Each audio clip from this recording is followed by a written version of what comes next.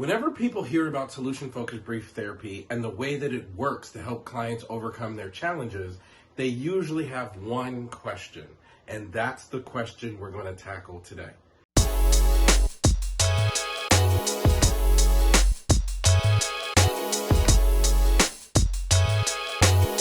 Now, when I first started learning solution-focused brief therapy, I was working in an agency right here in Texas, and people would always say, but Elliot, I don't know if solution-focused brief therapy works because I think the client needs to talk about the problem.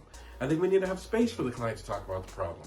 And it was like they didn't understand that solution-focused brief therapy does not mean the client can't talk about the problem, and it doesn't mean there's no room to talk about the problem. It is very common that a client will say to me, Elliot, I really need to tell you about the problem. And never, like at no point would I say, no, I don't think you should do that. You simply ask, like, say sure, and you let the client tell you whatever it is they want to tell you about their problem. You tell you about their trauma, their addiction history. Let them tell you everything they need to tell you.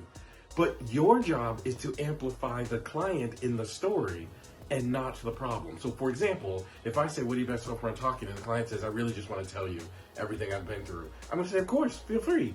And they're going to spend 10 minutes telling me about their difficult childhood or their addiction history or whatever. And I'm going to say, wow, sounds like you've been through a lot. So after going through all of that, and now that you're here in my office, what are you hoping will be different in your life from this conversation? There's no way that client is going to feel like I ignored their problem. What I did was I listened to their story, and then I thought, so what do you want to be different? And I asked them, so what would you like to be different?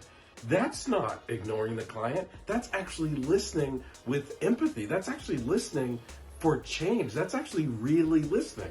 So that's what we do when clients want to talk about the problem. We listen, but we ask questions, not that shift their focus.